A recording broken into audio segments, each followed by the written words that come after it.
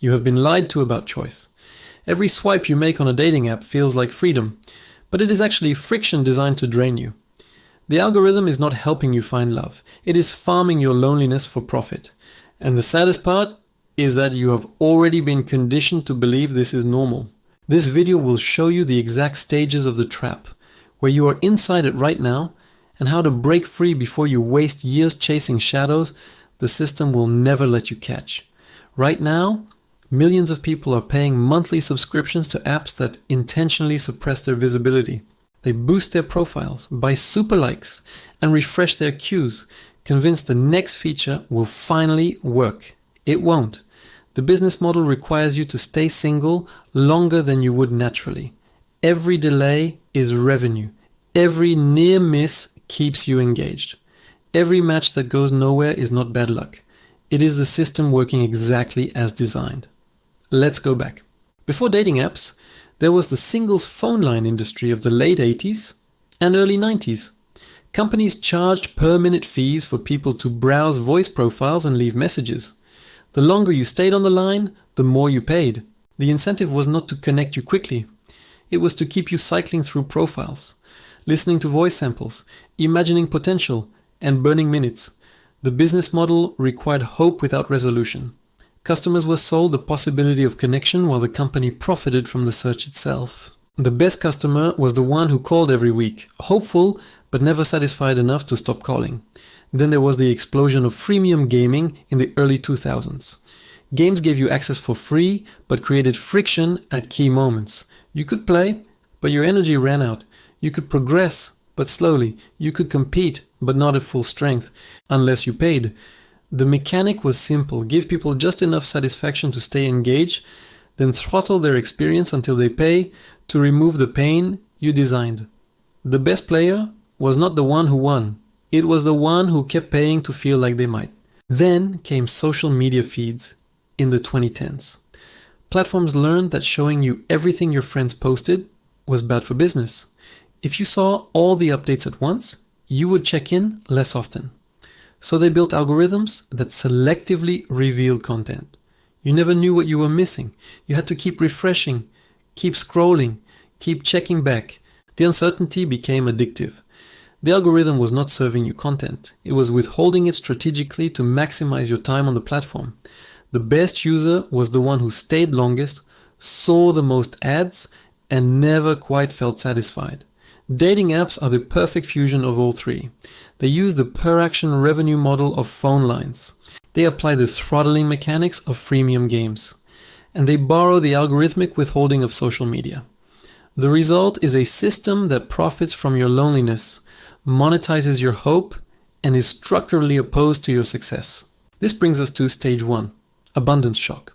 When you first join a dating app, the algorithm shows you an unusually high number of attractive, compatible-looking profiles. You get matches faster than expected. Conversations start easily. The experience feels almost too good to be true. And it is. This is deliberate. The app is running what internal documents call a noob boost. New users get elevated visibility and inflated match rates to hook them emotionally. The goal is to create a dopamine baseline. You think this is what the app will always feel like. You are wrong. This stage is bait. The system needs you to believe connection is just around the corner, so you will tolerate what comes next. Then comes stage 2, the slowdown. After a few weeks, your match rate drops. The attractive profiles you are shown start swiping left more often. The conversations you do start fizzle faster. You assume it is you. Maybe your photos are not good enough. Maybe your bio needs work. Maybe you are being too picky. The app will even suggest this. It will offer profile tips, prompt you to update your pictures, remind you that other users who boost their profiles get more matches. But here is what is actually happening. The algorithm has downgraded your visibility. You are now being shown to fewer people, and fewer high-quality profiles are being shown to you. This is not because you did anything wrong. It is because the app has determined you are hooked enough to start monetizing. Stage 3 is where the system turns. You start paying. Maybe it is a small boost to get back to the top of the stack for 30 minutes. Maybe it is a monthly subscription for unlimited likes or the ability to see who already liked you. Maybe it is super likes to stand out. The app has trained you to believe that visibility is earned through payment. And once you pay, you do see a temporary spike in matches. This is not a coincidence. Paying users get algorithmic priority. The app literally moves you up in the queue. But here is the trap. The boost is temporary. After a few days, your visibility drops again. Not to where it was before, but lower than the high you just paid for. The app has now taught you that results require payment, but it never delivers sustained results. It delivers just enough to make you think the next payment will be the one that works.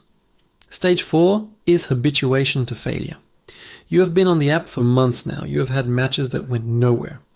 Conversations that died after 3 messages. Dates that felt promising but never led to a second meeting. You start to internalize this as normal. You tell yourself dating is just hard. Everyone is flaky. People are not serious. But the app is not a neutral platform. It is actively shaping your experience. Matches are not random. The algorithm decides who sees you and when. It prioritizes engagement over compatibility. It will show you people who are unlikely to respond if it thinks the uncertainty will keep you swiping. It will delay showing you to someone who already liked you, so you keep checking back. It will surface profiles of inactive users to pad your queue and make the pool seem larger than it is. The failure you are experiencing is not the natural difficulty of dating. It is the designed difficulty of a system that profits from your continued use. Stage 5 is where most people are right now. Subscription fatigue with no exit. You are paying monthly. You have been for 6 months or longer. You have had a few dates, but nothing stuck. You keep telling yourself you will cancel, but then you see a new match and think maybe this time. The app has become a bill you resent but cannot justify stopping. Because what if you cancel and miss the person who was about to find you? The algorithm has trained you to believe that connection is always just one more swipe away. And the longer you have been searching, the harder it is to walk away empty-handed. This is called the sunk cost trap. The time and money you have already invested make you more likely to keep investing, even when the return keeps shrinking. Stage 6 is rare but real, success that arrives too late. Some users do eventually meet someone, but the data shows it takes far longer on apps than through other methods. A Stanford study found that couples who met on dating apps took an average of 3 years from first download to serious relationship, compared to 18 months for couples who met through friends or in person. That extra 18 months is not dead time for the app, it is revenue. The longer you search, the more you pay. And even when you do find someone, the app has already profited from the extended search. You are not the success story, you are the cost of doing business. Right now, check where you are. If you downloaded the app in the last month and matches are flowing easily, you are in stage 1. The noob boost is live. If you have been using it for 2 to 3 months and noticed a drop in quality or frequency of matches, you are entering stage 2. If you have paid for a boost or subscription in the last 6 months, you are in stage 3. If you have been on the app for over 6 months, feel like it is not working, but keep using it anyway, you are in stage 4 or 5. If you have been searching for over a year and feel exhausted but trapped, you are deep in stage 5. Most viewers watching this are in stage 4 or 5. And the reason you are still there is not because you are doing something wrong. It is because the system is doing exactly what it was built to do. Let's talk about the math. Dating apps operate on a freemium model where less than 5% of users pay. But those 5% generate the majority of revenue. Tinder made over $1.8 billion in 2023. Match Group, which owns Tinder, Hinge, and OkCupid, made over $3 billion. That revenue comes almost entirely from subscriptions, boosts, and in-app purchases. Now here is the problem. If the app worked too well, people would leave. A successful match means 2 paying users gone. The app's survival depends on keeping you in the system longer than necessary. Internal metrics prioritize engagement, not outcomes. The algorithm is optimized for session length, daily active users, and conversion to paid features. It is not optimized for matches that lead to relationships. In fact, a leaked document from a major dating app revealed that users who go on the most dates are less likely to delete the app than users who go on fewer but higher quality dates. The system rewards volume over success because volume keeps you paying. Here's how the incentive breaks down. Free users are shown to fewer people and are placed lower in the stack.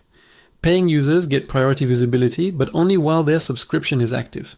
The moment you stop paying, your visibility drops again. This creates a treadmill effect. You pay to get results. The results disappear when you stop paying. So you pay again. The app is not selling you access to people. It is selling you temporary relief from the limitations it imposed in the first place. This is not a conspiracy. This is a business model.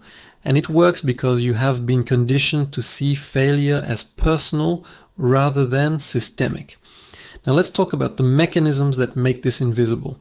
The algorithm uses shadow banning. If you swipe right too often, the app assumes you're desperate and lowers your score. If you swipe right too rarely, the app assumes you are too picky and lowers your exposure to high demand profiles. There is a narrow range of behavior the app rewards, and that range is never explained to you. You are constantly being judged by an invisible system using criteria you cannot see. This creates learned helplessness. You do not know what is wrong, so you cannot fix it. You just keep trying and hoping. The app also manipulates your perception of scarcity. You see notifications that someone liked you, but you cannot see who unless you pay. This creates artificial urgency. You think there is someone waiting, someone who chose you, and all you have to do is pay to find out. But often, that like is from a profile you would never swipe right on, or from someone who is no longer active. The notification is not informational, it is behavioral bait. Then there is the illusion of control. The app gives you filters, preferences, and settings. You can adjust age range, distance, height, education, and more. This makes you feel like you are in control of your search. But the algorithm overrides your preferences constantly. It shows you people outside your range to pad the queue. It hides people inside your range to create artificial scarcity. The settings are not commands. They are suggestions the app ignores whenever engagement metrics call for it. This is where the promise turns into a leash. You thought you were choosing. You were being chosen for. You thought you were searching. You were being farmed. And the saddest part is that the app has made you believe that the problem is you. Your pictures are not good enough. Your bio is not clever enough. You are too picky. You are not picky enough. You are swiping wrong. You are not engaging enough. But none of that is true. The problem is not your behavior. The problem is the system's incentive structure. And until you see that, you will keep blaming yourself for a failure the algorithm designed. So what do? First, stop paying. Every dollar you give to the app is a vote for the system to continue. If you are currently subscribed, cancel it today. The temporary visibility boost is not worth the long-term cost. You will feel anxiety when you cancel. That anxiety is proof the app conditioned you. Sit with it. It will pass. Second, set a hard time limit, 30 days maximum. If you have been on an app for longer than a month without a meaningful connection, delete it. Do not pause it. Do not keep it installed just in case. Delete it. The longer you stay, the deeper the algorithm's grip. The app is designed to make you feel like quitting is giving up. It is not. Quitting is refusing to play a rigged game. Third, return to offline methods. Join a group related to something you actually care about. Take a class. Go to events. Talk to people in real life. This sounds old-fashioned, and that is exactly why it works. The algorithm cannot throttle face-to-face interaction. It cannot monetize a conversation that happens without a screen. Real-world connection has no paywall. And the data is clear. Relationships that start offline last longer and report higher satisfaction than those that start on apps. The system has convinced you that apps are more efficient. They are not. They are more profitable for the company. The illusion is designed to feel like progress. Every swipe feels like action. Every match feels like validation. Every message feels like momentum. But the app has separated action from outcome. You are moving, but not forward. You are engaging, but not connecting. And the gap between effort and result is where the company extracts profit. The reward is the bait, the habit is the trap. You do not need to quit the world. You need to stop playing this game on their terms. The algorithm is not your enemy because it is evil. It is your enemy because its success requires your failure.